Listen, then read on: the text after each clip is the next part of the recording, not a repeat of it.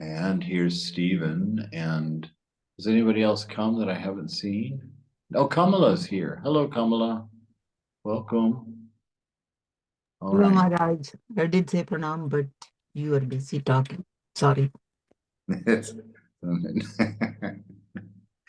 yeah, that's usually the case. I'm just rattling on.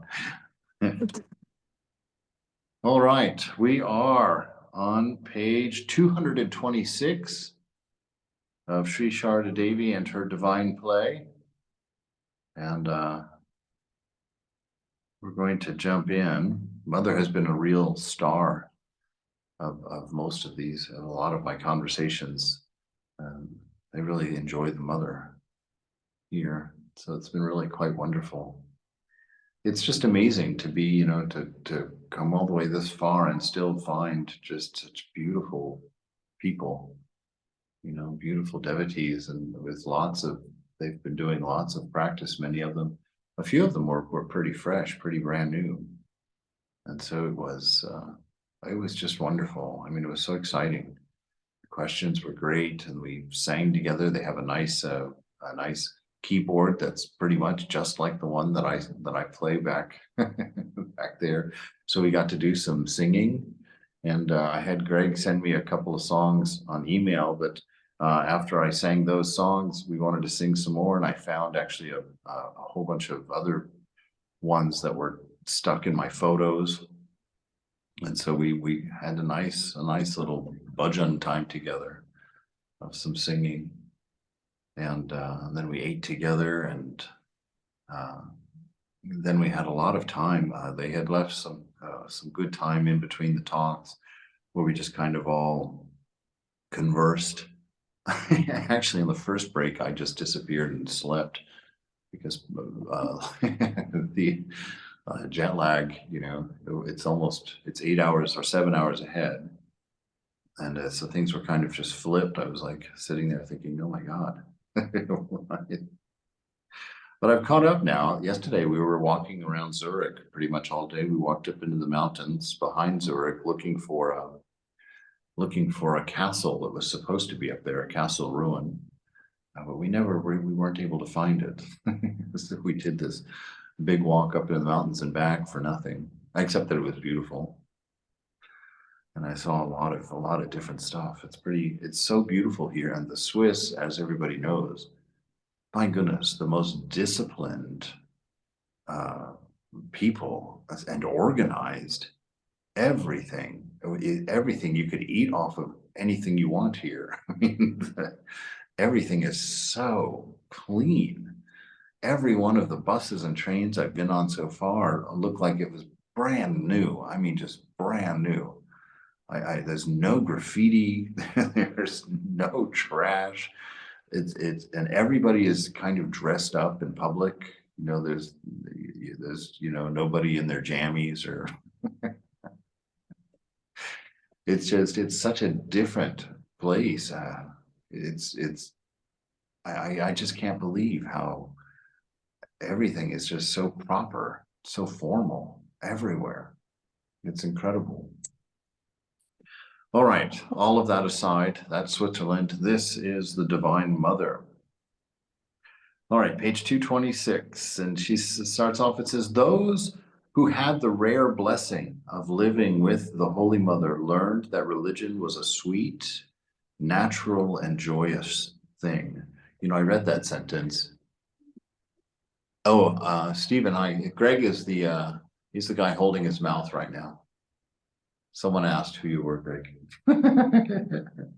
So I read this sentence, to make sure that I was in the right place, and I loved that idea. I just wanted to bring that up, that religion, our experience with the divine, that if it's going right, if you're doing your practice right in the right way, it's going to be a sweet, natural, and joyous thing. That purity and holiness were tangible realities. So that purity and holiness, that's the first thing. That's the first thing you encounter in a sincere. I shouldn't say that, because it's not necessarily that you're not sincere. There's many other reasons for that not to become obvious. But one of the early signs of just being in the presence is that sense of purity and holiness, kind of a sacredness. You know, you just feel almost held in a quietness or a quiet space.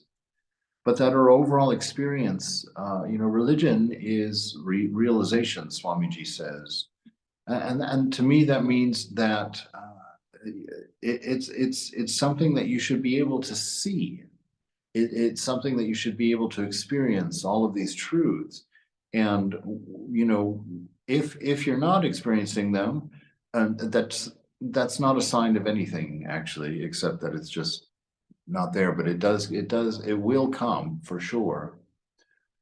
With everybody, it's different. Some people try to weigh, and some people it's a few weeks in or something. But if you are sitting and doing your practice, if you're not feeling that, don't go looking for it. You know, if it is kind of difficult and you're just kind of, it's just a matter of discipline of sitting there and not feeling any of those things. You're just sitting there, really working at stuff.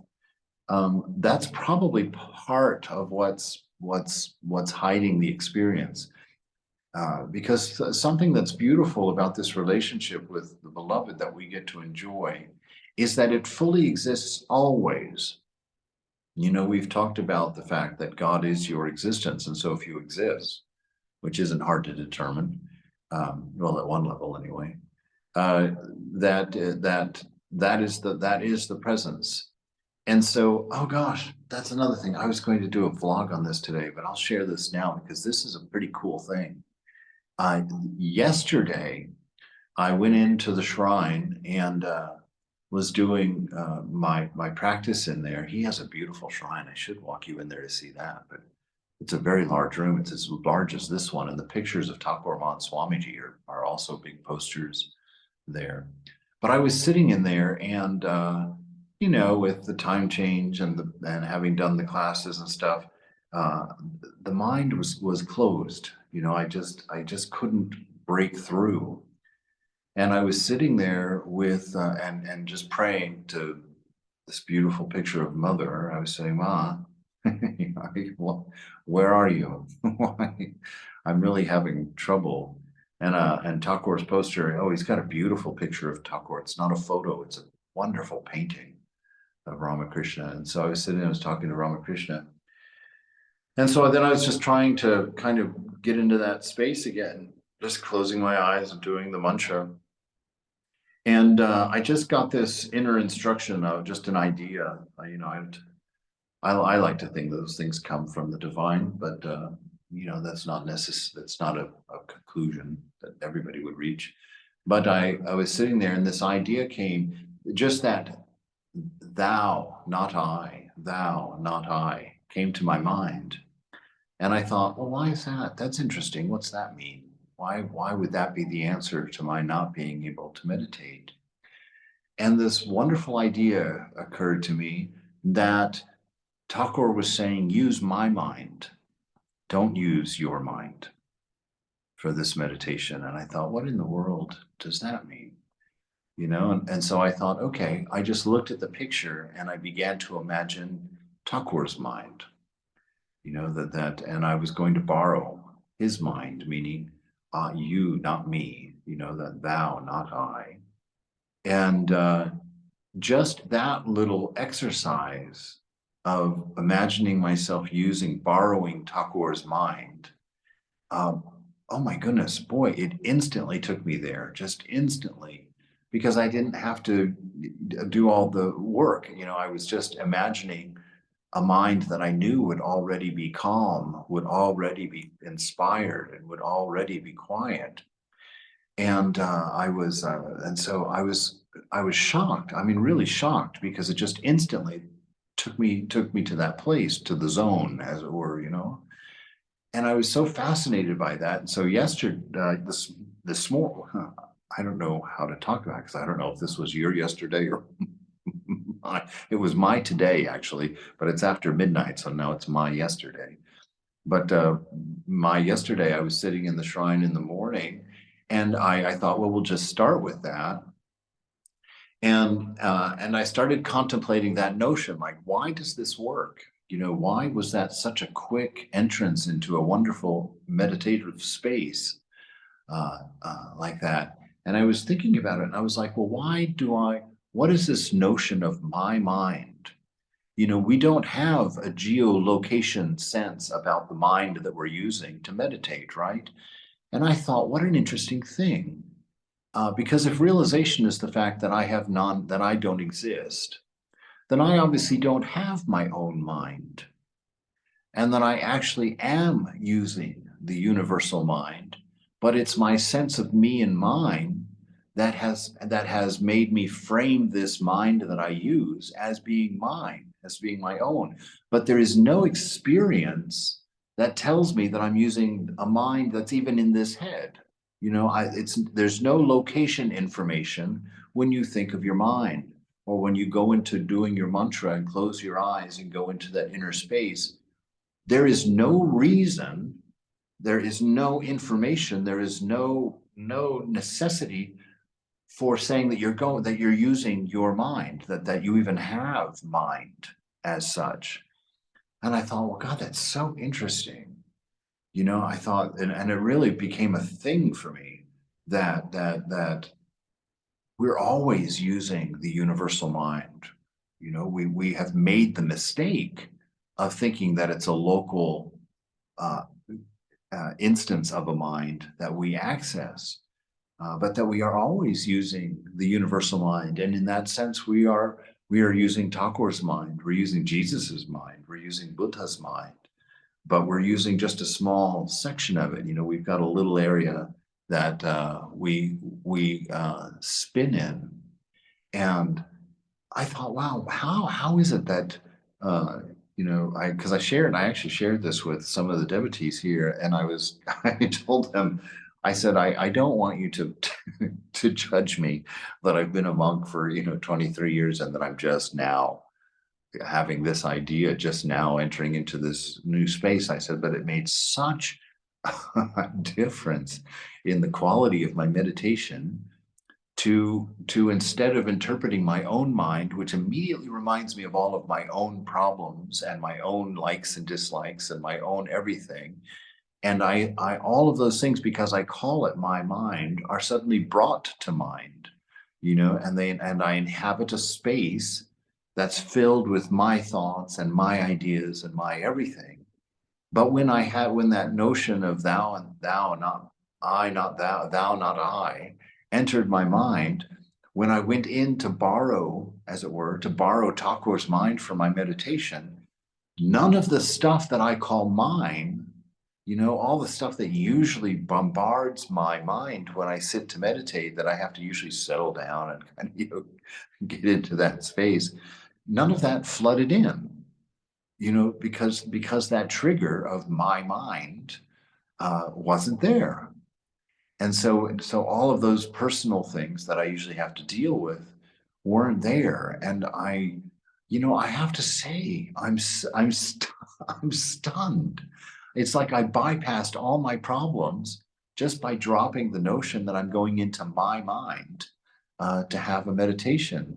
And the idea of just going into Thakur's mind, that he's loaning me his head for a meditation.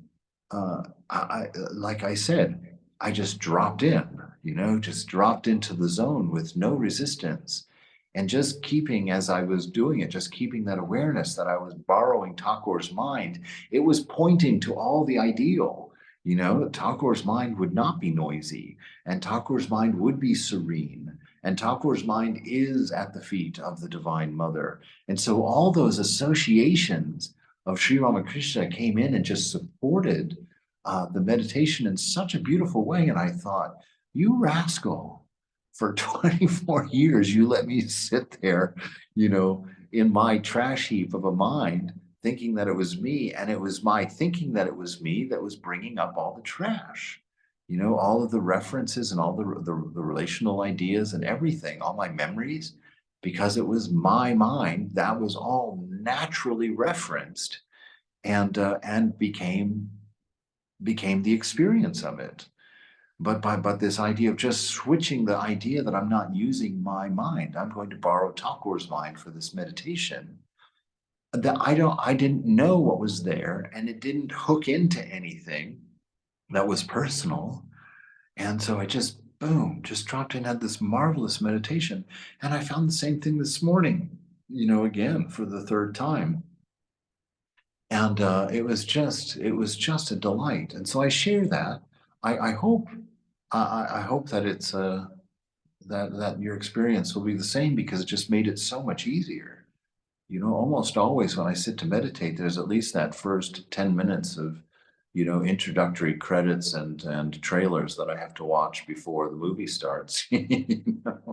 And and this one, when I sat in, it was almost like the projectionist didn't load anything into the projector, and I was just sitting in an empty theater, and it was wonderful, just wonderful. And so I, just reminded that religion, our experience of God, our experience of the divine, it's by nature a sweet, a natural, and a joyous thing. I have to say that before that experience, it was never a natural thing. It was always it always took a few minutes. If I was lucky, it could sometimes I would take me the whole time, and I wouldn't ever get to a calm space. And so, but that try this. This could be a short circuit. Mother reveals something quite interesting and quite beautiful. And that purity and holiness were tangible realities. And when you're using Takur's mind for meditation, it certainly is a tangible reality, that beautiful sweetness, in there. So this purity and holiness are tangible realities, that the odor of sanctity was literally a sweet perfume overlaying and destroying the foulness of material selfishness. Compassion, devotion, God union were her very nature. So you could use Divine Mother's mind too. She probably wouldn't mind either. And so you can get a mind with this description instead of a mind of the one you associate with your mind. But do you see how that reference, there's nothing magical. Well, I don't know. There might be something very magical going on. But you can see what a trigger to sit down and to go into a space you call mine from the beginning. One of the words that causes active mind, this me and mine are the only thing that disturb the mind, that prevent it from being placid. And how is it that I've never seen that before or understood that before? I have no idea. Well, I have ideas. I don't want to call myself an idiot in front of everybody, but but this notion of using Takur's mind did just the opposite, or Holy Mother's mind. I hadn't even thought of that until reading this here just now. That you could also go in and borrow Holy Mother's mind, and your associations for the mind you're using are going to bypass the idea of your own altogether. So that usual monkey band of distractions isn't going to be called, to show themselves.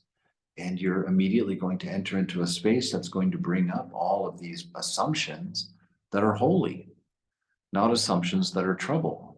There are going to be assumptions and associations. All those things that arise from just that notion of using Mother's mind are going to be beautifully helpful for your meditation, so that you can have this experience. Because this is one of the most important things to me, I've realized, especially as I'm trying to put together ideas for this writing that I'm doing. That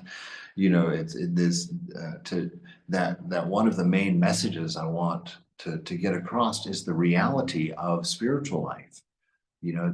Because I don't want to call it religion, because again, I just don't think religion is necessary. It's with this notion of oneness, this notion of a flow of reality coming through all of the manifestations of a single incarnation. God, when he came as Buddha, when she came as Rama, when she came as Krishna, when he came as all of these different characters, that if you just remove those boundaries and stopped interpreting their messages as being discrete, separate packages each time that started a new religion, it only did that because we're idiots. We didn't understand that it was a flow of teaching from the same instructor, from the same beloved, and that each time it was an expansion and a focus in a new area, you know, that of emphasis that was necessary for that time and space, but it wasn't a different teaching. It was just an expansion on the previous incarnation, the previous vacation that God took from wherever she normally is and came into this world for, you know, for her 10 days in Rome, as it were. And that just to have this idea of that oneness breaks down that whole cycle. And then when you bring in that idea of the oneness of your practice, that life is practice, life is religion, life is spiritual, that there's not all of this breaking it up into components. Um, and then you add on the final that mind is one.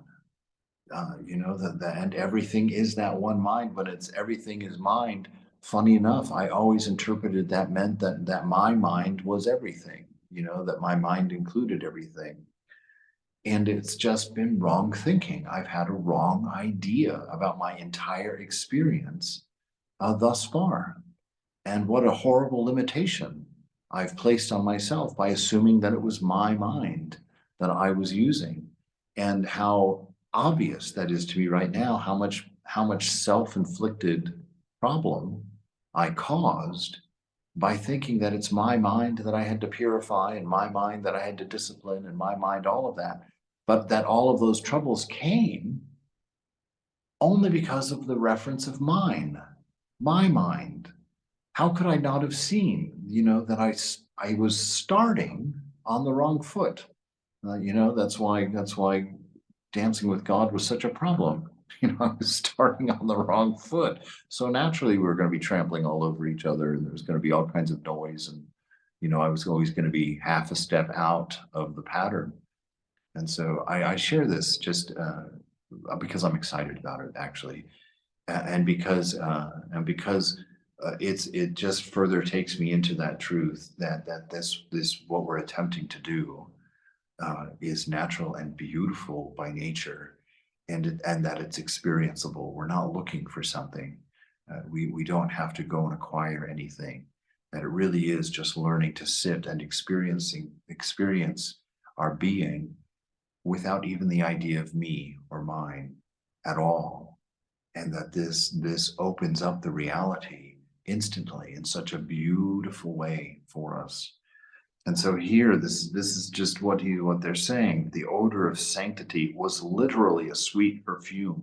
Interesting that he says literally a sweet perfume, because I've heard, I haven't had this experience myself, but that I've heard that when the presence is manifesting, when God comes as a vision, you know, when people would see God, that there was a perfumed, there was a wonderful scent, an aroma in the air during that visitation as well, which, you know, maybe through mercy we can see that, or but this notion, because he says here, you know, that there's literally a sweet perfume overlaying and destroying the foulness of material selfishness. And what is that material selfishness? That's our me and mine, you know, because our material self, the body mind, is limited and small, and we identify with it. And so by necessity, anything that we associate with me and mine when we're ignorant is going to be problematic. It's going to block our experience of oneness, because we immediately are not, we're going into a space of separation if we're going into my mind, you know, or my meditation. So you probably could even borrow Thakur's meditation. You probably wouldn't even have to just borrow his mind. You could borrow his meditation, borrow Mother's meditation. That might even be deeper and faster. Anyway, that's your homework. Explore it, you know, experiment with it. See how that does for you, and definitely let me know. I mean, if you have that same, if you have any interesting change in your practice from it, let me know. That would be fascinating to me.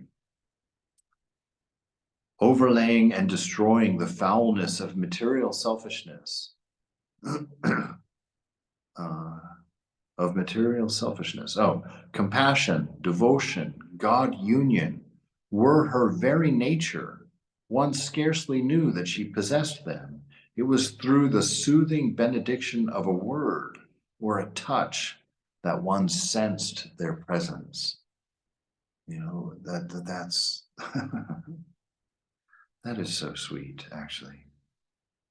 This perfume, that their presence, the presence is like a perfume overrunning the sense of our smells of worldliness. And goodness, that the result of that is a compassion, a devotion, a God union that are her very nature.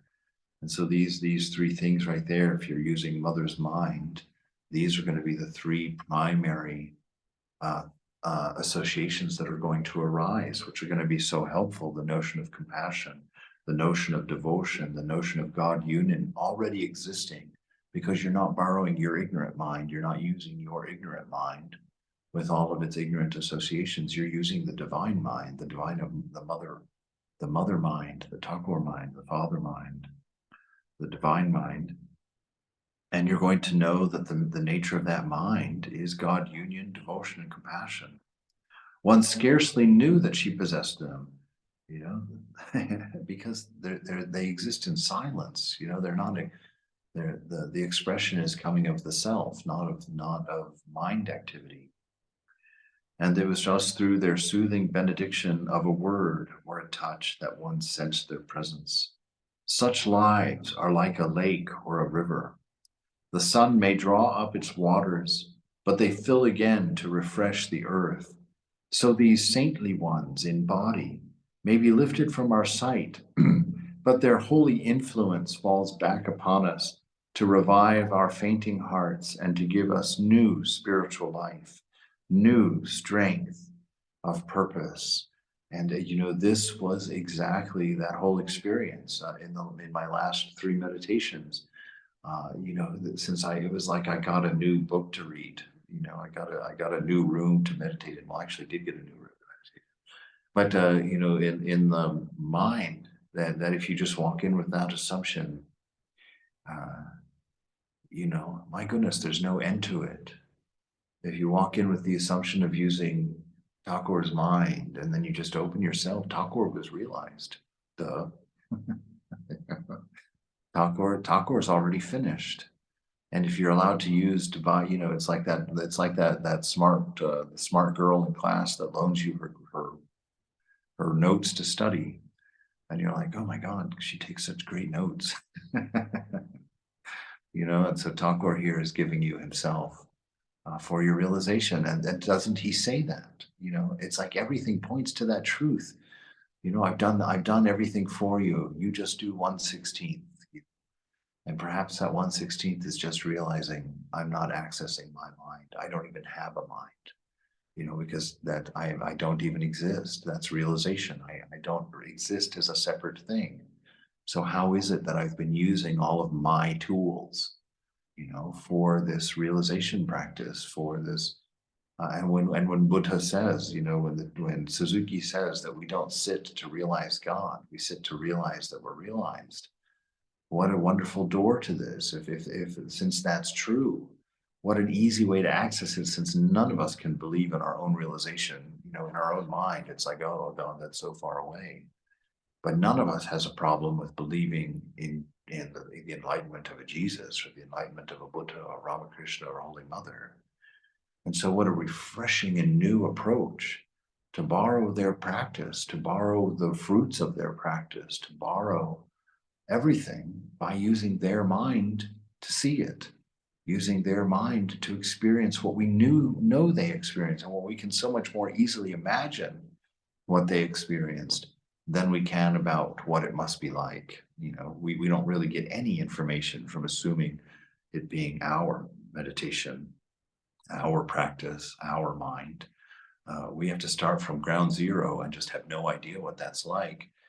But to enter Thakur's mind, to enter Mother's mind, um, all of those assumptions you come with very beautiful um, assumptions, very beautiful fruit. You know, yes, of course. You know, the mind of Thakur, look at what his experience of his mind was. And maybe he wasn't using his mind, maybe it was the mind, you know, that is there. And that using Thakur's name as the description is exactly the key we're looking for. So we can drop that sense of me and mine altogether. Such lives, you know, they're like a river. The sun may draw up its waters, but they fill again to refresh the earth. So these saintly ones in body may be lifted from our sight, but their holy influence falls upon us to revive our fainting hearts and to give us a new spiritual life, a new strength, and a new purpose, you know, just to be completely remade in this. And you know, that space of companionship, that space of where we're actually sitting and communing with the presence in a new mind, in a new space is what a shortcut this is to our freedom. Jyotimaya Basu, a disciple of Holy Mother, recalled, Devamata, an American woman, used to visit Holy Mother at Udbodhan House every morning at 7 a.m. We heard from the mother that she had had a vision of the Master in America and later recognized him in a photo shown to her by Swamiji. She lived at 47 Bospara Lane, Bagbazar. Devamata used to meditate in the mother's room, and tears would flow from her eyes out of devotion. It was hard to believe without seeing those wonderful tears. The mother sat with us in her room and fed Radhu before she left for school. One day, when Radhu's meal was finished, the mother began to clean that place, and we were watching it. But out of exuberant devotion, Devamata rushed to her, saying, Mata Devi, as she picked up Radhu's cup and plate and cleaned the floor. Seeing that Devamata's cloth had touched the defiled plate, Nalini laughed loudly. Immediately the mother signaled with her eyes to keep quiet. When Devamata went to the washroom with those dirty dishes, the mother said to Nalini, That girl does not know our language and customs, and you laughed out loud. She might think that she had done something wrong. Thinking of this, she will later get a pain, you know, make a wrong assumption, and it will wake up all of the wrong ideas in her mind and pollute her space. So this wonderful compassion of the mother, that the mother knows that this woman, through her service, is getting a deep blessing. And you know, if she hears you laughing, that's going to color the blessing. She's later on, she'll always wonder, why did that person laugh at me? You know, what was wrong? And so mother always knowing this and always thinking at that level, you know, always that level of compassion and that level of concern for her devotion, for her devotees. A wonderful, wonderful insight there. Mm. God, you know, I don't want to keep camping on this idea, but just reading these paragraphs here, it's just filling out and filling out and filling out and getting more and more big to me. I just like, wow, this is really big, because all of this thing that this woman is sitting in Holy Mother's room, you know, and in her presence and with the people around her, all of this, it just points. I just feel like Mother is just like, just it's like I feel like I've dug a whole new ocean and I'm just watching it fill up with water. This whole notion, because of course all of that is going to be true, you know, just in this simple change of perspective on our practice to go in and to use Mother's mind, and all of this is going to be there. All of her memories, all of her experiences, all the things that we've read are going to be referenced just by the idea and thought of walking into Mother's mind to meditate. It's going to be just like what Devi Mata here is experiencing, you know, that she lives with them, lives in her room, sees her chores, is able to serve her directly, is able to see her directly, because, you know, oh my goodness, it's wonderful. It just is so beautiful. Holy Mother and Betty Leggett. Toward the end of 1912, Betty Leggett visited Holy Mother. She was the sister of Miss McLeod. and a great admirer and helper of Swami Vivekananda's Vedanta work. She donated 10,000 rupees to Bellarmine to construct a guest house for Westerners, which is now the president's quarters. She also donated 20,000 rupees to build Leggett House, to be used as the monks' quarters. Betty's daughter, Alberta, and son-in-law, the Earl of Sandwich, were also devoted to Swamiji, and they also met Holy Mother. On January 1913, Betty wrote this to her sister. Before I do that, I just want to share this information, that Bellarmine was built with American money,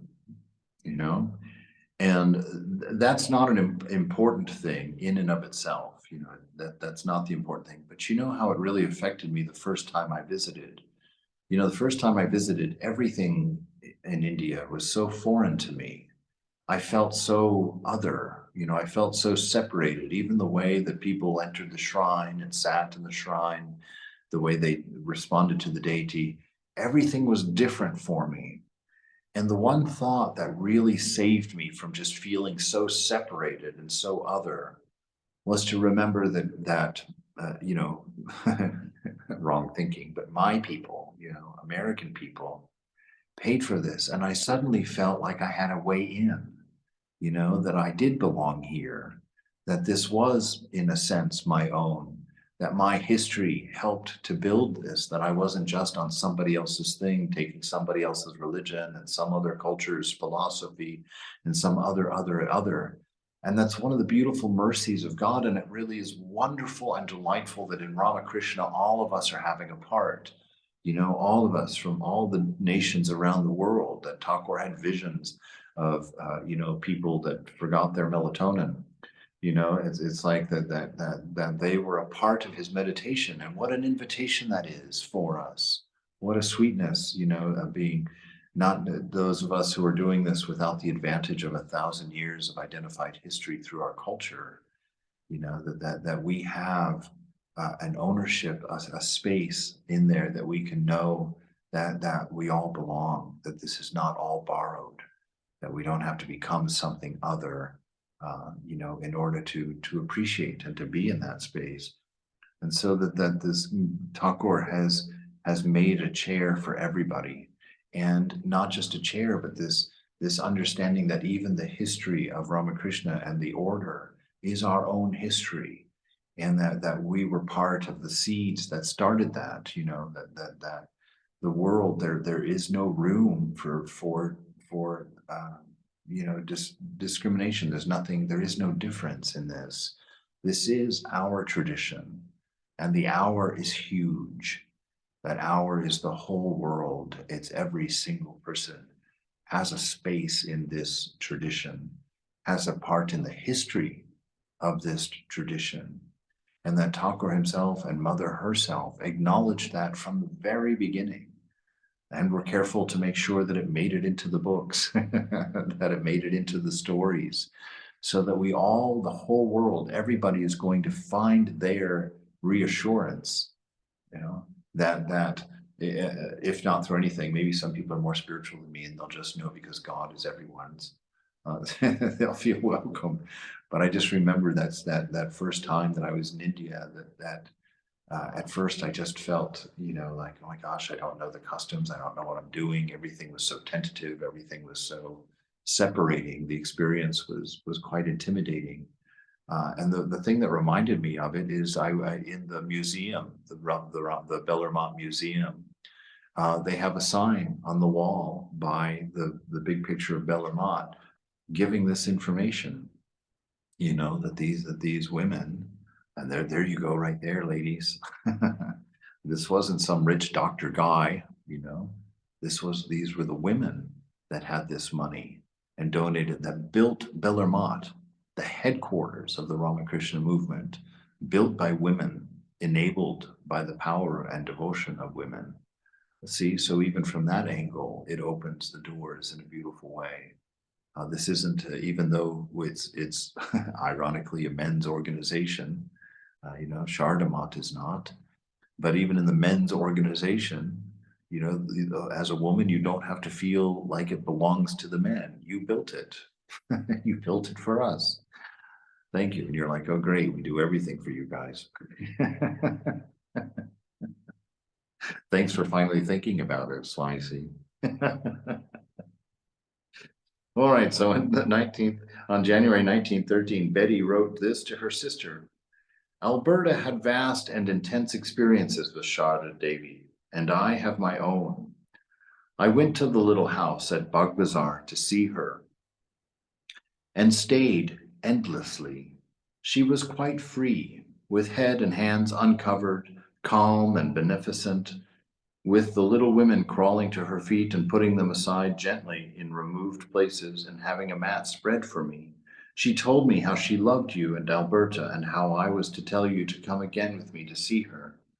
She related anecdotes of her early life, when at 15 she sought her husband and from impulse set out alone and was lost in a forest and there overtaken by a notorious robber. She approached him and said, Father, I have lost my way. Show me out of the forest. Whereupon he fell at her feet and then led her to his hut, where he and his wife both bowed and worshipped her. I have ordered one of the Holy Mother's photographs, as it is both very excellent of her and of a beautiful woman.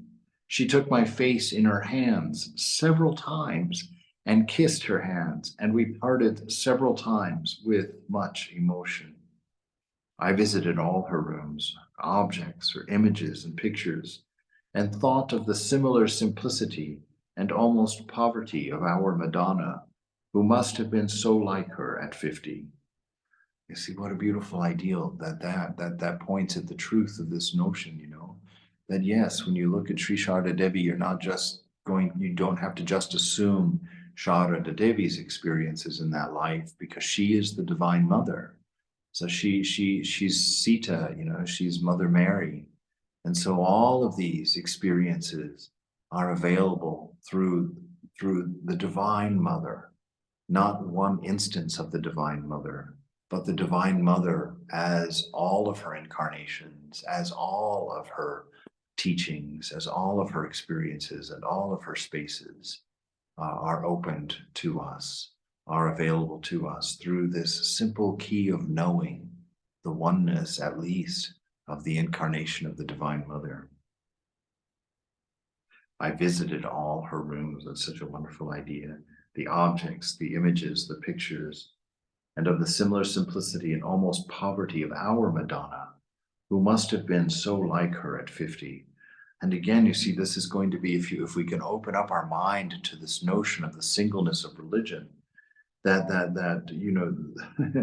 that we can place everything that we've been inspired in our lives by a Jesus, or everything that we've been inspired in our life through a Buddha, or through that all of that is included when we look at the picture of the Master, when we look at the picture of Holy Mother, that all divine experience, all divine instruction can come to mind and play a part in a singularity of devotion. What a huge advantage. That was one of the most wonderful things when I first when I first moved into the monastery there in San Francisco. I grew up with the Church of Christ, and they have a wonderful tradition of a cappella folk music that they sing on Sundays. And so I have 1,000 little ditties in my mind, ah, la la la la la la hallelujah, la la la hallelujah. All these very fun foot stomping country songs that I grew up with. And when I went to my first bhajan in the monastery over in Vivekananda Hall in San Francisco, I was so inspired, and I told Swami the next morning at breakfast, I was like, Maharaj, I have a whole head full of music that we could share with, that has just wonderful, catchy tunes that stick in your head all the time. I said, I could change the words and we could sing those songs. And Swami, looked at me confused, and he said, why would you change the words? I hadn't even considered that at that point. I thought that I would change the words to Ramakrishna and Holy Mother and all those.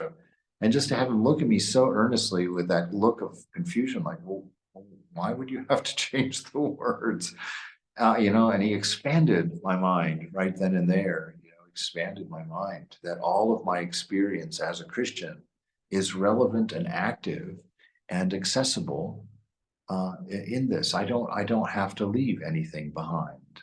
You know, that my whole experience of life and being, your whole experience of life and being is welcome, and not just welcome, not tolerated, but accepted as part of the whole story of the divine beloved.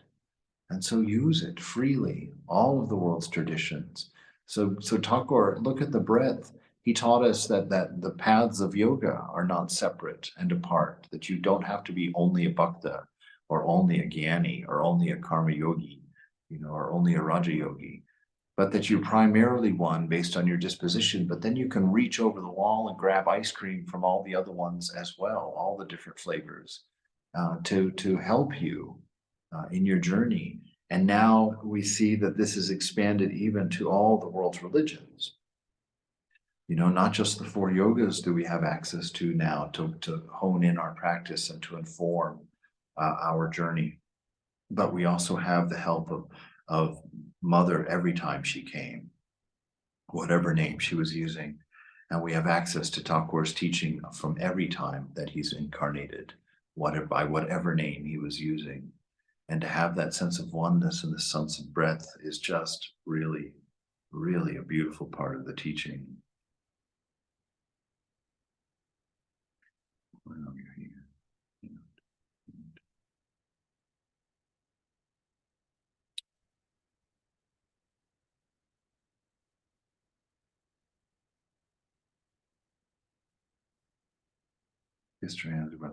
I visited all her rooms. I found her at the head of the stairs, fairly radiant, again, taking my face in her hands and blessing me. Oh my God, what a lucky woman. To have Holy Mother take your face in her hands. Can you just see it? You know, she just puts her hands out there and blesses you. I had tears. Oh my God, I bet she had tears. Can you imagine? I know. You know, I just remember Moksha Prana gave me such that sweet feeling also. And how removed from Holy Mother, you know, did I assume her to be? And yet even through that avenue, that to be inspired to sweet tears of acceptance, you know, for the first time, to feel fully accepted by the divine like that is a real reworking of everything you've thought of yourself. It's beautiful. I had tears and I thought she had, but I couldn't see for my own, you know, that blurry tear devotion vision. Holy Mother and the Western devotees. When flowers bloom, bees come of their own accord. This is a wonderful statement because, of course, we're thinking about religion in this sense, but this is also true of your own experience. Like when you go into your practice and when you begin to experience the sacredness of your inner shrine, the bees will come of their own accord. Yes, we can say that means devotees and people out there when we're talking about religion, but it also means all the bees of association as you sit in the presence of the beloved, that all of these initial qualities of God, that infinite grace, which is one of my favorite meditations, to try and imagine an infinite grace and to try to accept an infinite grace, which means automatically that infinite humility. You know, that all the stuff you can't do, you suddenly don't have to worry about. All the stuff you fail at, you suddenly don't have to worry about. All your shortcomings and all of the things that you haven't been able to get together in your life, you don't have to worry about it. In the face of infinite grace, you've got an infinite comfort for yourself, something that can absorb any trouble, any mental anguish, any pain of existence that you're going through. An infinite grace from the infinite presence is yours to assume. You know, that's why Thakur, this is the exact reason, I'm sure of it. Someone may teach me something higher and better someday, but I've always really believed that the whole function of faith initially is to get you to believe that something that you simply can't accept. Not something, you know, some weird fact that you can't that you have to believe, you know, like, oh, this person walked on water or something, you know, like that just use faith for that. But a faith that pushes against your own limitation, a faith that says You don't have to do all of this and go through all of this work. You can simply let go of your problems. You can simply let go of your faults. You can simply let go of your weaknesses. And you can assume, which is what faith is, it's that assumption that the divine is big enough for you, that the love of God is enough for you, and that you have access to that freedom. You know, you have the access to that freedom in the fact that it's done already. And so when you sit for your meditation, when the Buddhist says to you, you're sitting to realize that you're already realized. When your mind comes in and says, already realized, whatever, that's crazy. You know, I'm already realized. That faith counters that. You know, faith is what counters that, because that faith allows you to accept this grace.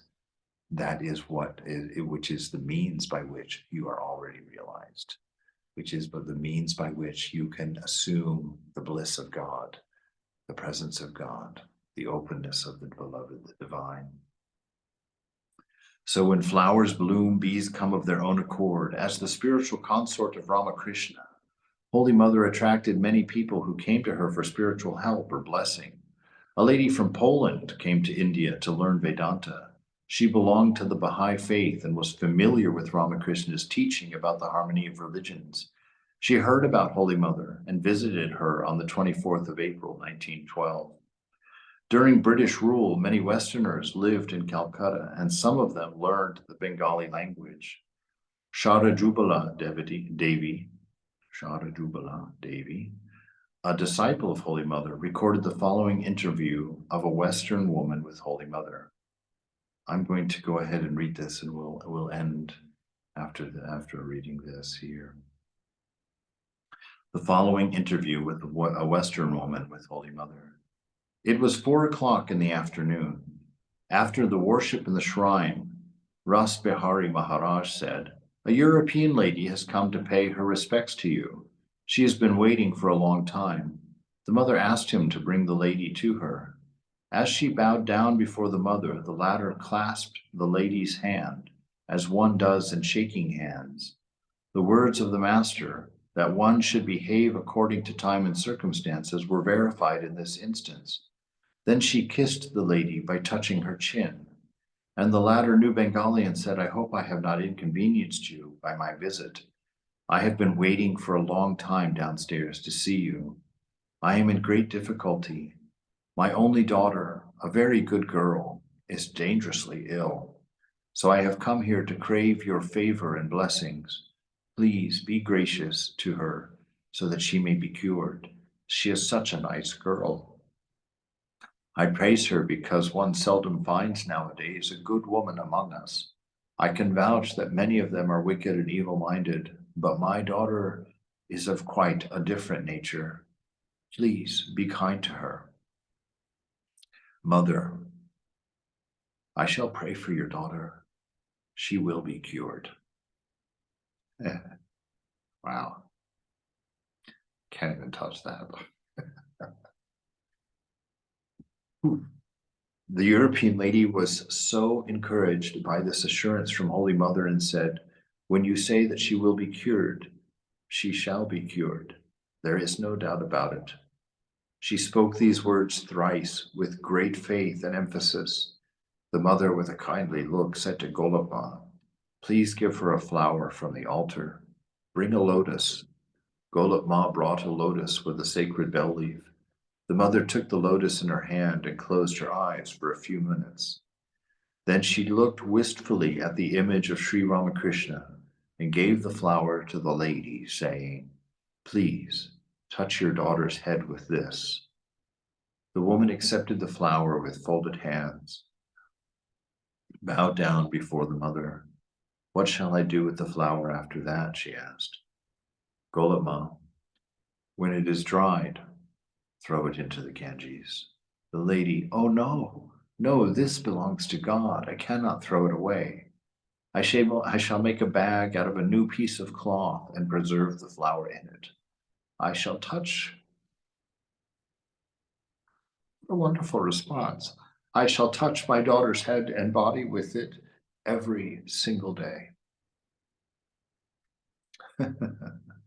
What a beautiful thing. What a beautiful thing. Mother, very well, do that. Lady, God is the supreme reality. He exists. I want to tell you something. A few days ago, a baby was bedridden with fever in my house, and with great fervor I prayed to God, "O Lord, I feel that you exist, but I want an actual demonstration." I wept and laid my handkerchief on the table. After a long time, I was surprised to find 3 sticks in its folds. I gently touched the body of the baby thrice with the 3 sticks, and soon it was cured of the fever. As she narrated the incidents, teardrops trickled down her cheeks. She said, "I have taken much of your valuable time. Please forgive me." "No," said Mother. "I am greatly pleased to talk to you. Come here again on Tuesday." The following Tuesday, the mother showed her special favor and initiated her. Her daughter also was cured of her illness. Beautiful. All right. It's 2:05 in Switzerland. And this brings us to the close of a beautiful time. Any questions or inspirations or comments on anything? Swami, I came late and I want to know about the homework, so I can listen to the recording, right? Yes, it's recording. But yeah, just again, because the whole class really can be seen through that lens. I love how Mother does these things. You know, all I was saying is that the other day I was trying to meditate, and you know, with the jet lag and the new environment and all that, I was having a terrible problem getting into any kind of meditative experience in the shrine. And Thakur, I got into this. I'm just going to tell it like I experienced it. It's not necessarily. You don't have to pay attention to any of the particulars, but you know, I felt like I got an invitation from Thakur to not use my mind, to use his mind. He said he put the words "thou, not I" into my mind, and I was trying to. It took me a few minutes to get it because I'm a little thick-headed, but you know, he said "thou, not I," and I understood that to mean that I should borrow his mind instead of trying to clean my mind up and get things calm in the moment. Just borrow his mind. And I was just saying that by sitting down for my meditation and assuming that I was using Thakur's mind and not my own, took me instantly into a beautiful, beautiful meditation, a beautiful, quiet space. And the next day, when I went in there to do it again, in just thinking about that, I realized that that wasn't an assumption. My assumption was that I had a mind before, and that we're all using the beloved's mind to do everything that we do.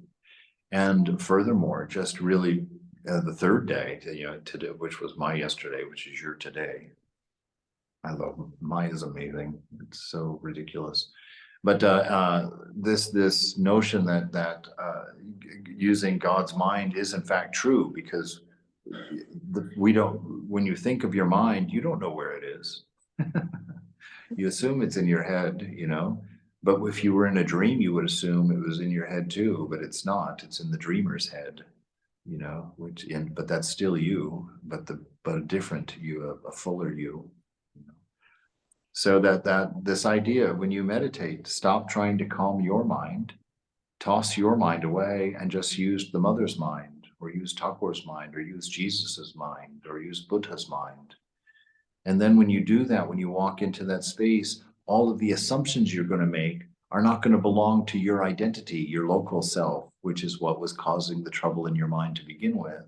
All of your associations are going to belong to Buddha or Mother or Jesus or Ramakrishna, depending on whose mind, you know, not that they're different minds, but whose mind you think you're using. And how helpful that's been now for 3 meditations for me.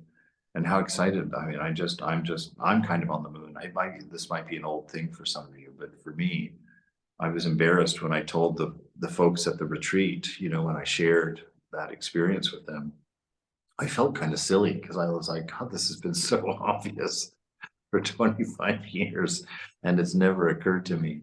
And so this notion, that's the homework, is when you sit and meditate, start your meditation with however you want, but just take on this idea that you're not entering your mind.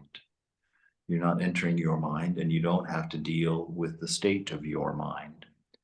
And how ironic it is that the reason that you had so much trouble is because you started a meditation with the notion of me or mine. I'm meditating in my mind, and I have to calm my mind. I have to calm my mind, when it could very well have just simply been that that you were assuming that was disturbing you, the space to begin with. The fact that you identified with it was causing the disturbance. And so by using Thakur's mind, you can bypass all of your own struggles, all of your own, the horrible condition of your mind, and assume difference, assume that it is calm. And even just talking about it as we did earlier, that even opened up. I mean, actually, as I was reading everything today, in today's reading, that was in the back of my mind, because the idea keeps expanding. It just keeps expanding and expanding, so that I can assume Thakur's realization. I can assume Thakur's purity. I can assume Thakur's oneness with the divine.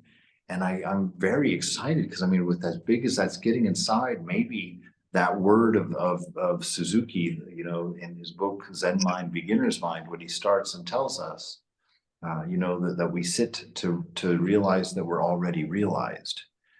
I didn't really ever know really how to unpack that. And this idea of using Buddha's mind or using Ramakrishna's mind, or whatever, that makes it plain as day, you know, that I can use his mind for my meditation. And in that mind is realization. I have no problem understanding that in the mind of Thakur, he's already realized. And now, by grace, I have a means of accessing that. I have a means of entering into that. And, you know, all of that just occurred from this reading tonight in the back of my head as I was going. That's why I kept losing my place, because I was getting excited about these associations starting to happen in the back of my head while I'm trying to read. And I was like, oh my goodness gracious, this is incredible. Anyway, I hope it is incredible. And that's why I wanted everybody to do some homework, because it's, for me, a new idea, and I'm interested in how it goes for you, interested in what the experience is. So the homework is for you to write a 200-word essay on the experience of meditating with Mother's mind, or Thakur, or your ideal's mind, whatever your ideal might be. All right. Was I answering a question with that? Good night, Maharaj. Good night, everyone. Best And luck. wait, before you go, next Thursday's classes, I might have a change of heart about the evening class. If I get to the Airbnb and everything works, we might have the evening class, but we're not going to be able to have the morning class next Thursday. Okay. Or this coming Thursday, sorry, this coming Thursday, because I'm going to be in Rome. What a weird thing to say. I'm going to be in Rome, and I'll be back in the States on the 31st of the month. So that will be there. And then I'm going to be in Hollywood on the 5th for a few days, for 4 or 5 days, I think. And then I'm flying from there to Portland. So those of you that are in Portland, check in with Arnab and anyone else from Portland, and you'll probably be able to, we might be able to get to see everybody up there. And I'll be there, and I think I'm coming back on the, I don't know, 15th or something. Anyway, so we get to see some of you guys in person, so that'll be quite wonderful. Anyway. Thank you. Jai Thakur, I'm going back to bed. Thank you, Maharaj. Yeah, thank you, Maharaj. Thank you. Indeed, be well. Thank Jai you, Ma. Swami. Jai Ma. Enjoy the rest of your time. Bye-bye. Thank you. Indeed, be well, everyone. Go forward.